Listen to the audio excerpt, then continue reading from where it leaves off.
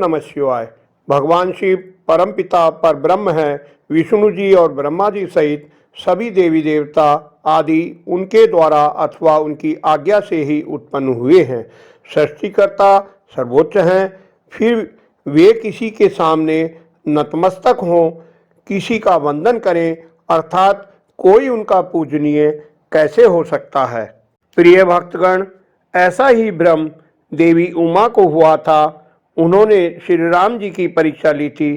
फिर श्री राम जी ने इन प्रश्नों के उत्तर माता को दिए थे। शिव पुराण में वर्णित और भगवान राम के मुखारबिंद से दी गई जानकारी इस वीडियो में प्रस्तुत है।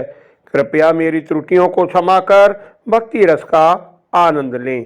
पहले संक्षेप में उमा द्वारा श्री रामचंद्र जी की परीक्षा वाला प्रसंग सुनिए।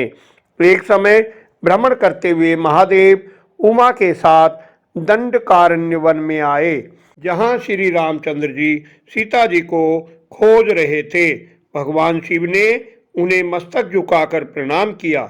यह देखकर देवी उमा को बहुत आश्चर्य हुआ। वे भगवान विष्णु के अवतार श्री रामचंद्र जी को पहचान न सकीं।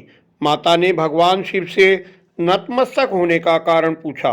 भगवान बोले, देवी, वरदान के प्रभाव से मैंने उन्हें प्रणाम किया है। ये श्री रामचंद्र जी विष्णु के और लक्ष्मण जी शेषनाग के अवतार हैं। उमा को उनकी बात पर विश्वास नहीं हुआ। तब शिव जी ने कहा, तुम स्वयं जाकर अपनी बुद्धि से परीक्षा ले लो। भगवान की आज्ञा से माता श्री रामचंद्र जी के पास गईं। उन्होंने सीता का सा रूप बना रखा था।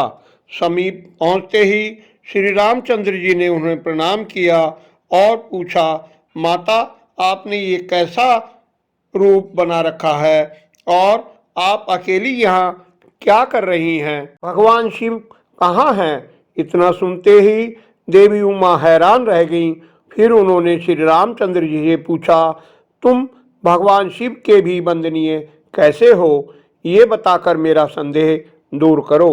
श्री राम जी बोले, देवी, प्राचीन काल में परम श्रेष्ठा भगवान शंभु ने विश्वकर्मा को बुलाकर अपनी गौशाला में एक सुंदर भवन, उसमें छत्र सहित एक शेष सिंहासन बनवाया। फिर उन्होंने इंद्र आदि देवता, सिद्धों, गंधर्वों, उपदेवता, मुनियों, समस्त देवियों और अप्सराओं को तथा ब्रह्मा जी को पुत्रों सहित बुलाया। फिर उन्होंने बैकुंठ धाम से विष्णु जी को भी बुलवा लिया। भगवान शिव ने विष्णु जी को सिंहासन पर बिठाकर अभिषेक किया और स्तवन किया। महेश्वर ने ब्रह्मा जी से कहा, आज से ये विष्णु श्रीहरि मेरे वंदनीय हो गए हैं। तुम सब भी श्रीहरि को प्रणाम करो। भगवान शिव ने विष्णु से कहा, तुम मेरी आज्ञा से संपूर्ण लोकों के कर्ता, पालक और संहारक हो जाओ। धर्म, अर्थ और काम के दाता बनो। सम्रांगण में तुम कहीं भी किसी से भी, स्वयं मुझसे भी कभी पराजित नहीं होगे। विष्णु, मैं तुम्हारे भक्तों को मोक्ष प्रदान करूंगा। इस प्रकार उन्होंने विष्णु को अनेक अनेक वर दिए। भगवान शिव के वरदान से नाना प्रकार के अवतार विष्णु ग्रहण करते हैं। भगवान शिव की ही आज्ञा से श्रीहरि 4 भाइयों के रूप में अवतरित हुए हैं। देवी, मैं पिताजी की आज्ञा से अपनी पत्नी सीता और भाई लक्ष्मण के साथ वन में आया था। किसी निशाचर ने मेरी पत्नी को हर लिया है। भाई के साथ मैं उसे खोज रहा हूँ। आपके दर्शन हो गए हैं। देवी, अब शीघ्र ही मेरा मंगल होगा। श्री राम से विदा ले लौटी उमा के मन में बहुत पछतावा हुआ।